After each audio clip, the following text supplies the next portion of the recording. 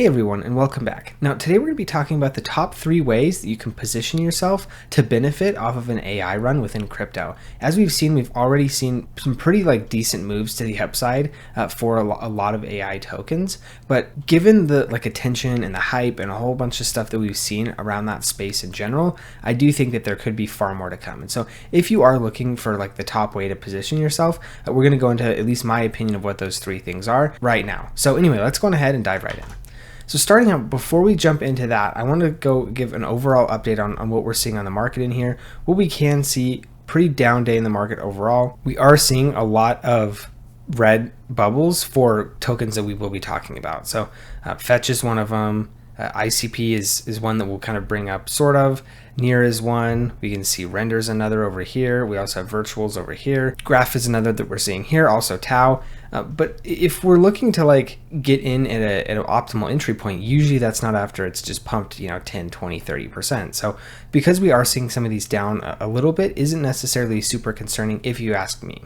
Now looking at our AI tokens, we can see there's a whole list of just AI coins by market cap. We can see the total market cap is about 35 billion, a pretty decent size overall. We can see tons and tons of coins in here. I'll go over some of the more popular ones and some of the more kind of well-known ones just to kind of give some examples here. But the first main category I would say of how you can invest in AI within crypto would be kind of at the layer 1 level. So think about something like BITTENSOR or Near. Both of these are essentially building chains to do AI on, right? I would say ICP is another one. It is not on CoinGecko, but there's a lot of people who are working to get it added again because ICP essentially has a lot of capabilities built into helping AI be successful essentially.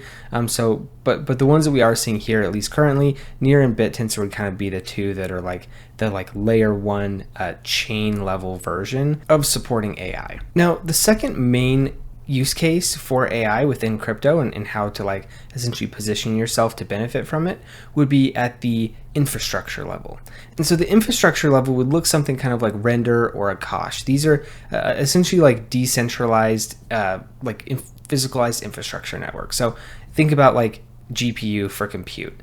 AKASH and Render are kind of the 2 big ones that are kind of leading the way there. And so if you are thinking that essentially the infrastructure network for crypto and for crypto AI specifically is going to be really large, then Render and AKASH are going to be probably 2 of the really, really big beneficiaries from a run focused on that particular type.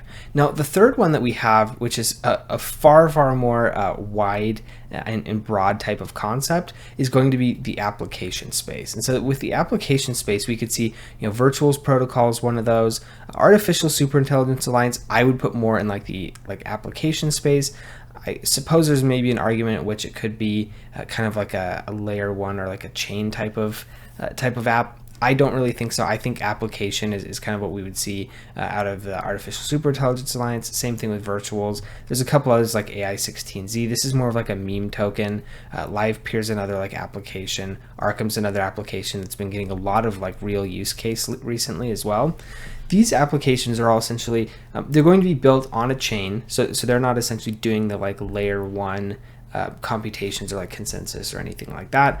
They're more essentially a retail or end user or some type of user interface on an application that they're trying to build. So for example, you could look like Virtuals protocol, and this is an AI agent marketplace, and so they're the application at which you would go into to create or help create more AI agents. Theoretically, you could maybe even go 1 layer below this and then have AI agents themselves maybe being a 4th type. But I would say that those kind of stick within the application space. And so with something like Virtuals protocol, this there's almost 2 different types of apps within this app, right? Obviously there's the Virtuals protocol app itself, but then at kind of the level below that, you have all these other various apps which are specific AI agents themselves. And so that's kind of what I'm looking for in terms of the top 3 spaces. In my opinion, the highest risk yet highest reward will be picking some of these application specific protocols, right? Because if we look at Virtuals, Virtuals is going to be smaller than some of these others, but could have the possibility for a lot more virality and overall user adoption, things like that. At the chain level, probably going to be a little bit less risk just because they have the ability for a lot more projects to build on top of them and essentially accrue value more quickly. Where at the application specific level, essentially they're the one that needs to like go viral and do well and all of that type of stuff. So it's a little bit more difficult for them because of that. Now, if we look at like the DEPIN type of angle here with like render and AKASH and things like that, I think their success is mainly going to be built on cost, right? I mean, if there are very large providers that can provide GPU compute and keep up with the demand at a somewhat reasonable rate, then I don't know that DEPIN providers will particularly have too much success. I think there will always be a market for like a subset of people who are not wanting to use some of the like large centralized providers. But for those who don't care and are purely cost conscious, I don't think that render or AKASH are necessarily going to like be too much of a solution for them, because they just may not care too much. However, if there's a real like squeeze on GPU capacity and there's more supply that's needed, and AKASH and render can kind of like lump together some of these smaller like piecemeal things, and they can do it at a cost that's very, very attractive, then I think that's when a lot of these larger AI companies might actually turn towards a render or an AKASH or something like that, because there is both the demand and also the price point is looking pretty attractive as well. And so that's kind of what I'm looking at in terms of like AKASH and render. I think they're, in my opinion, probably the lowest upside of the three, just because I think the business model and the business strategy is fairly well understood. It's fairly well known. People know how they'll make money. People know how they won't. And now at this point, it's just more of seeing like adoption, right? And so like obviously we could always be surprised with adoption, and that could change things overall. But from my opinion, the biggest like upside ones are going to be the applications themselves. Obviously the chains are going to have their success as well, particularly if there's a certain chain. Let's say like Tau. If Tau is producing all of the like 100x gainers for AI, then that's probably going to add a bunch of value into the Tau ecosystem. That is the way that I think chains are going to win specifically.